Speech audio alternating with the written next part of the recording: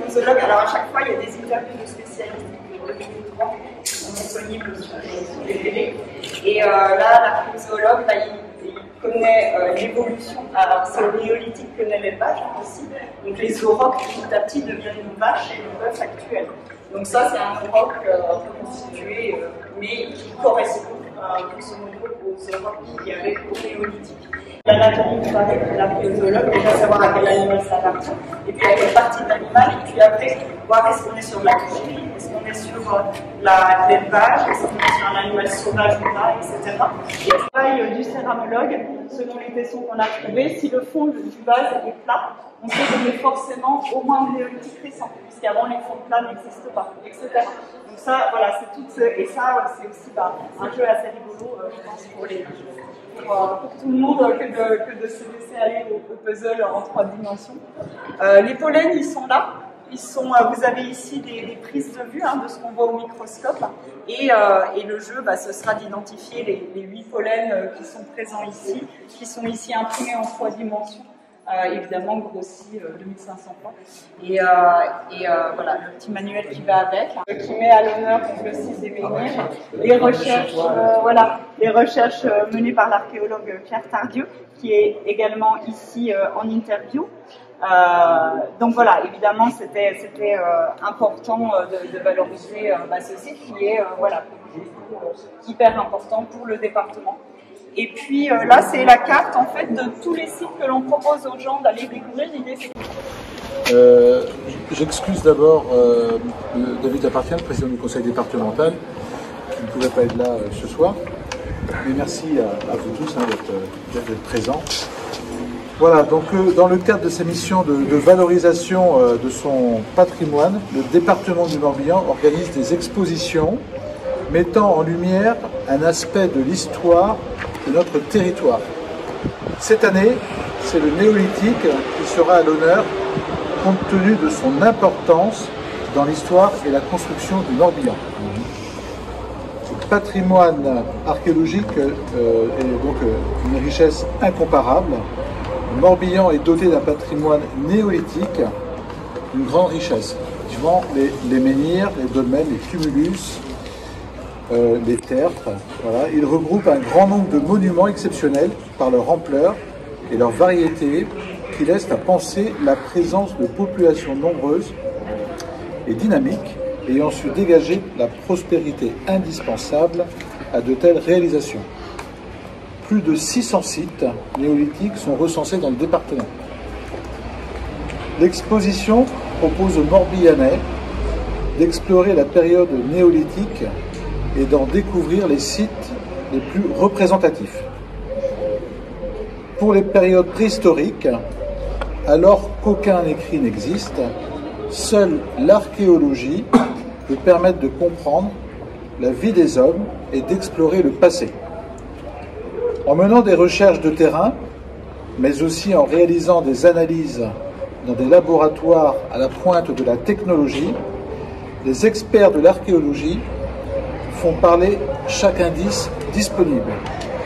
Cette exposition est ainsi l'occasion de présenter donc les travaux scientifiques et de faire comprendre l'évolution de la perception et de la compréhension du patrimoine néolithique tout en mettant en valeur la discipline archéologique. Un important travail donc de collaboration a été réalisé entre le département et l'État pour l'élaboration du contenu scientifique.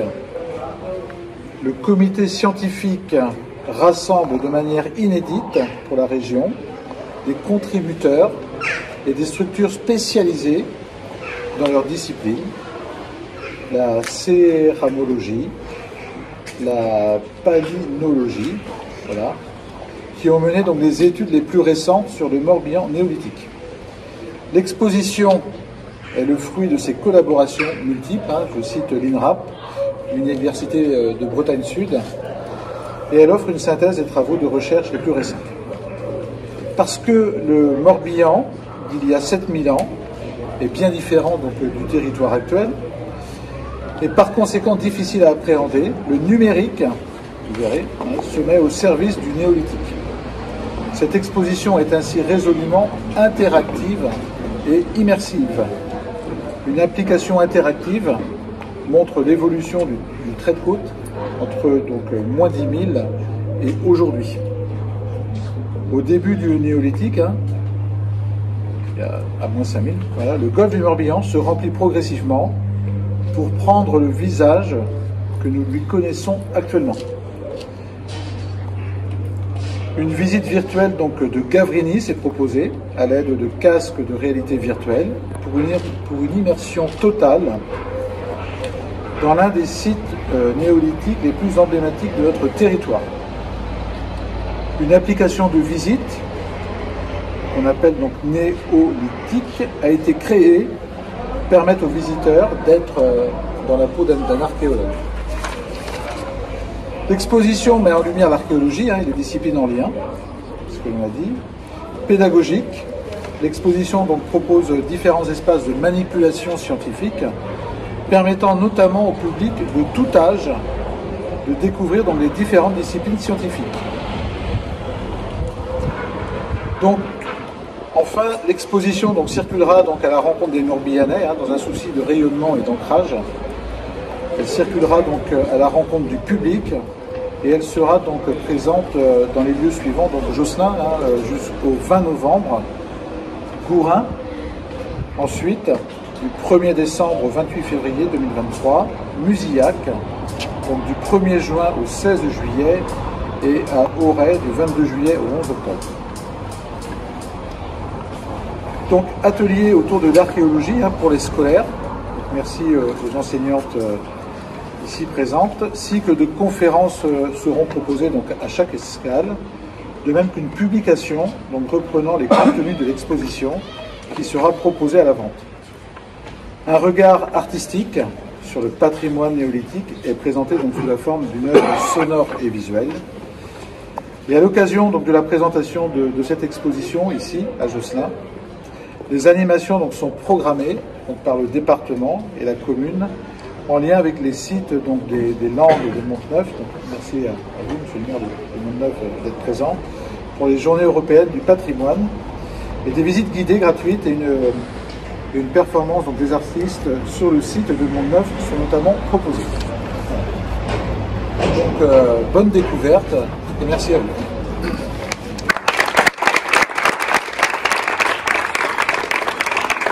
J'ai le plaisir de vous accueillir en tant qu'adjointe à la mairie de Josselin à cette exposition. Alors, au nom du conseil et au nom du maire, on est vraiment ravis d'accueillir cette exposition parce que, comme vous allez le découvrir, c'est un travail très riche, un travail de recherche et une exposition vraiment très, très qualitative. Donc, quand le département nous a proposé, il y a à peu près 2 ans, je crois, d'accueillir l'exposition, on n'a pas hésité parce on est vraiment sur une volonté du département d'être dans l'itinérance et de diffuser de l'information à la fois historique et aussi scientifique. Donc on a dit d'accord.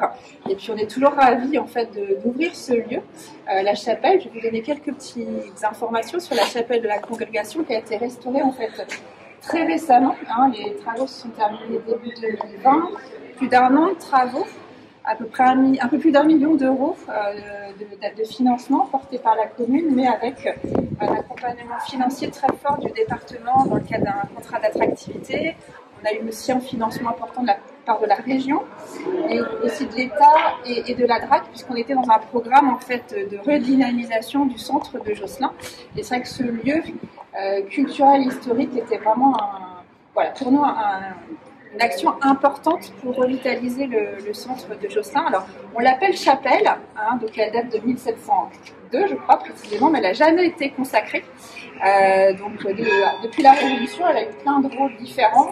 Ça a été un grenier, ça a été aussi une école, et ça a été salle de réunion pour la commune, salle d'exposition. Voilà, elle a eu un parcours de vie très, très, très varié. Et aujourd'hui, la commune cherche à en faire vraiment un lieu de culture.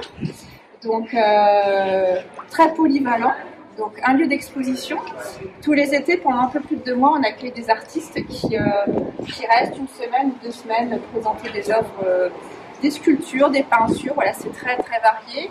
On accueille aussi de la musique classique parce que la chapelle a une qualité acoustique assez exceptionnelle. Cet été, on a accueilli un quatuor, le quatuor Sophos, qui a eu un coup de foudre pour la commune, et malgré le fait que ce quatuor se produit un peu partout en France et dans le monde, voilà, ils ont cherché à créer un festival de musique classique parce que voilà, il y a aussi des qualités acoustiques et puis des qualités visuelles, vous allez voir, parce que l'exposition est vraiment mise.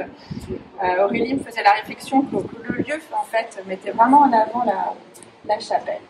L'exposition voilà, dans ce lieu-là. Donc on est très content de l'ouvrir, cette chapelle. Donc nous, commune, on va ouvrir l'exposition tous les dimanches à partir de ce week-end des Journées du patrimoine, de 14h à 18h. Donc voilà, les élus et des bénévoles josselinaires vont assurer des permanences. Et puis en effet, il va y avoir un travail avec les écoles, avec aussi les associations du territoire pour l'ouvrir aussi à la demande, avec l'intervention du département pour de temps en temps faire des visites commentées de l'exposition. L'idée, c'est de l'ouvrir à tous, parce que l'exposition a été conçue à la fois pour les enfants, pour les adultes, pour tout type de public, qu'on soit connaisseur ou pas, de l'histoire et des sciences de l'archéologie. Donc tout le monde a à apprendre. Donc voilà, dans vos réseaux, voilà, je vous invite aussi à imaginer peut-être de programmer des visites de cette chapelle.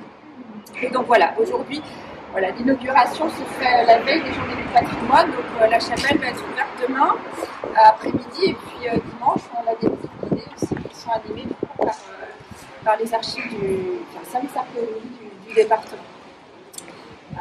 Donc voilà pour les petites informations sur la chapelle. Et puis voilà, on est vraiment très content d'accueillir cette exposition. Aurélie du coup va vous présenter l'exposition, et puis du coup on va vous faire visiter directement les lieux. Merci à vous.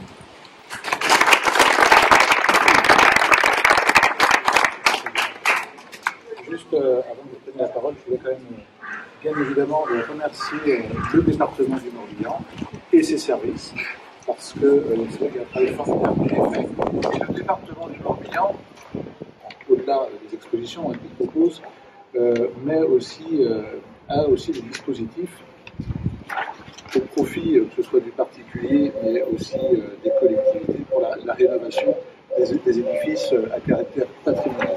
C'est extrêmement important, je tiens à le signaler, parce qu'il n'y a pas beaucoup de départements en France qui le font, et je peux vous dire que dans un plan de financement, c'est appréciable. Pour compléter ce qu'a dit Fanny, nous, on a la chance à Josselin d'avoir un patrimoine architectural remarquable. Et à ce titre, on lance des diagnostics sur la maison qui est derrière, par exemple. Là, on lance un diagnostic avec un architecte patrimoine. Les historiens, sur la basilique, on fait la même chose. Et la chapelle Sainte-Croix également, parce qu'on a une méconnaissance totale de ces bâtiments et on ne sait pas aujourd'hui ce qu'il y a à faire. Donc il y a un vrai travail de diagnostic qui prend 6 mois, où on aura une restitution.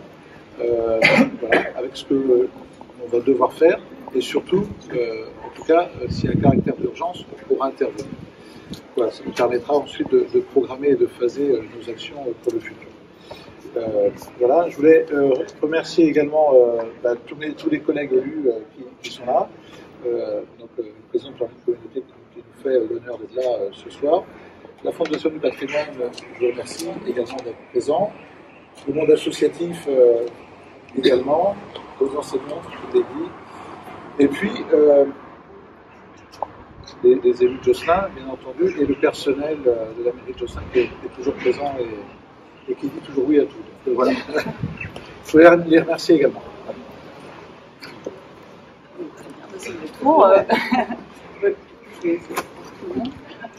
Bonjour à tous, j'ai la voix qui porte normalement, donc tout le monde devrait m'entendre. Donc je suis Aurélie Crouch, archéologue préhistorienne et au service départemental d'archéologie. Je suis également la commissaire scientifique de cette exposition, donc je vais essayer, en quelques mots, puisque beaucoup de choses ont déjà été dites, de vous préparer un petit peu à la visite qui va suivre. Je suis particulièrement heureuse d'être ici ce soir. La chapelle de la congrégation, c'est un lieu magnifique. De toute façon, la ville de Josselin, c'est chargé d'histoire. Donc c'est vraiment un cadre tout à fait opportun pour présenter de l'archéologie. Et c'est une chance pour nous de pouvoir exposer nos travaux dans un tel lieu. Bien des points donc viennent d'être évoqués de manière très complète. Donc je ne vais pas revenir et faire des redites avec ce qui a déjà été présenté. Néanmoins, je vais vite fait vous donner les deux fils conducteurs vraiment qui nous ont guidés, nous archéologues. Le premier, c'était faire découvrir la période néolithique, puisqu'en réalité, c'est une période assez méconnue du grand public, en tout cas, même si les dolmens, les mégalithes, les gens voient ce que c'est, mais le cadre plus global de cette période est souvent mal connu. Le deuxième fil rouge qu'on a choisi, c'est vraiment les métiers de l'archéologie. Montrer en fait comment les archéologues, parce que il y a énormément de disciplines, c'est vraiment une activité pluridisciplinaire et c'est la conjonction en fait de tous ces savoirs qui nous permet petit à petit d'assembler les pièces du puzzle et de reconstituer l'histoire des sociétés passées. Je dis l'histoire des sociétés passées parce que le néolithique, on commence environ à moins 5000, on arrive jusqu'en moins 2002, donc c'est plusieurs millénaires. Donc vous vous doutez bien que les néolithiques du début ne sont pas les mêmes que les néolithiques de la fin. Il y a énormément de temps qui s'écoule. Cette notion de temps, de calage chronologique, c'est un peu ce qu'on présente au début, le contexte. Il y a 4 parties dans l'exposition. La première, c'est vraiment pour vous situer dans le temps, dans l'espace, l'évolution des paysages à travers la remontée du niveau de l'eau et la discipline en elle-même que l'on présente. Et puis ensuite, ce sera des entrées plus thématiques, les paysages, la vie quotidienne, l'habitat, l'architecture, l'iconographie, afin que vraiment vous puissiez vous immerger dans l'imaginaire, la vie quotidienne et toutes les innovations qui caractérisent cette période charnière de l'humanité. Et puis, dans la troisième partie, on prend des exemples de sites fouillés récemment qui viennent vraiment illustrer, d'une part, tous ces grands thèmes qu'on présente en partie 2, et d'autre part, qui montrent la connexion entre le travail de tous les spécialistes pour aboutir à des restitutions, des propositions de compréhension de la période. Et enfin, la dernière partie, c'est un clin d'œil plus local, puisque, vous le savez, cette exposition est itinérante.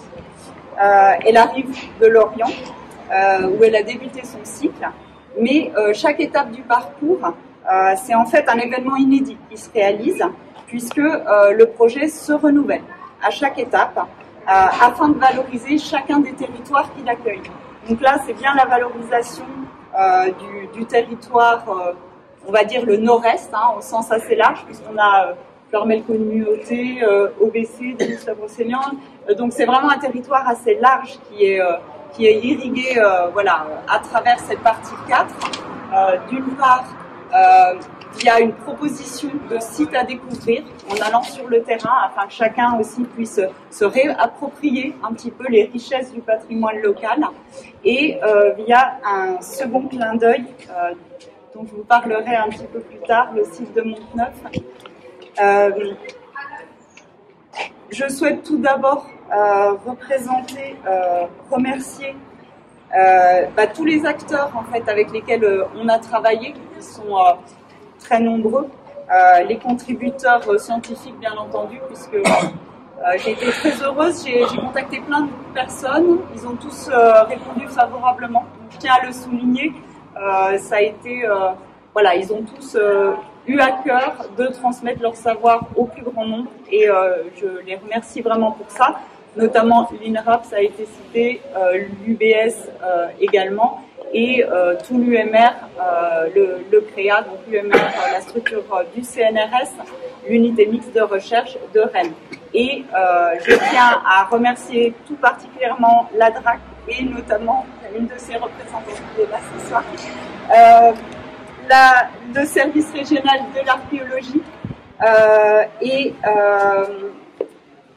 une personne, une éminente chercheuse du néolithique qui n'est pas présente ce soir, mais qui a vraiment suivi de la jeunesse du projet à sa réalisation son cours, c'est Christine Bougeot.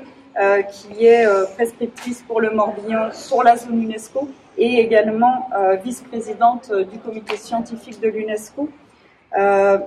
Donc un petit détour par l'UNESCO quand même, on le présente, il y a un panneau qui représente ce projet. Alors certes, ce n'est pas ce territoire, mais au-delà de cette candidature, ce que cette exposition a voulu montrer, c'est que le patrimoine mégalithique, où qu'il soit dans le département, où qu'il soit dans la région, nous avons le devoir de le préserver, de le transmettre aux générations futures.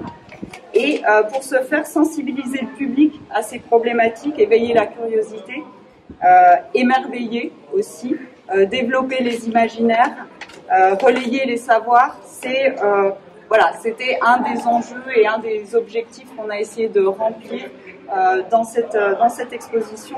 Et j'espère que notre projet saura toucher les gens sur cette question.